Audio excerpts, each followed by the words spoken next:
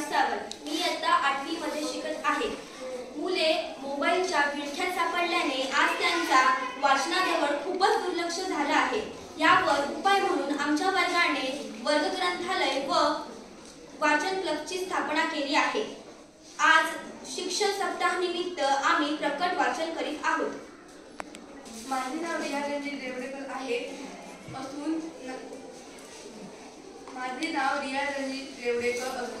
मी इयत्ता 8वी मध्ये शिकत आहे। मी आज आपणास स्वामी विवेकानंदांचे प्रेरणादायी चरित्र वाचत आहे।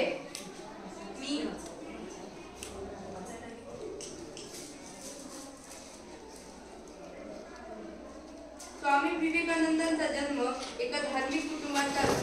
त्यांच्या जन्माअगोदर त्यांची माता भुवनेश्वरी देवी यांनी वंश उज्ज्वल करणारा असा पुत्र होण्याचे भाग्य लाभले म्हणून धर्मशील हिंदू माताप्रमाणे अनेक धार्मिक व्रत वैकल्ये सप्त साधना आणि उपवास केले होते। भुवनेश्वरी देवीचे एक नातलग काशी क्षेत्री राहत होते। त्या क्षेत्राचे मुख्य दैवत असणाऱ्या वीरेश्वर शिवाची विशेष पूजा बांधून आशीर्वाद घेण्याची विनंती केली होती। भुवनेश्वरी देवीचे मन त्यागमूर्ती भगवान श्री शंकराच्या भक्तीने भरलेले होते।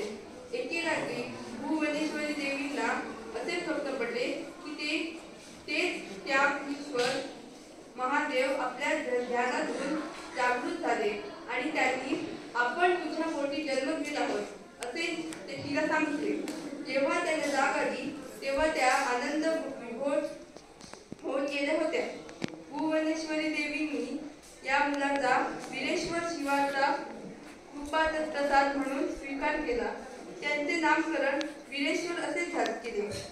कुटुंबात मात्र त्यांचे नरेंद्रनाथ हेच नाव प्रचलित झाले। नरेन या संक्षिप्त गोड नावाने सर्वजण त्याला संबोधू लागले।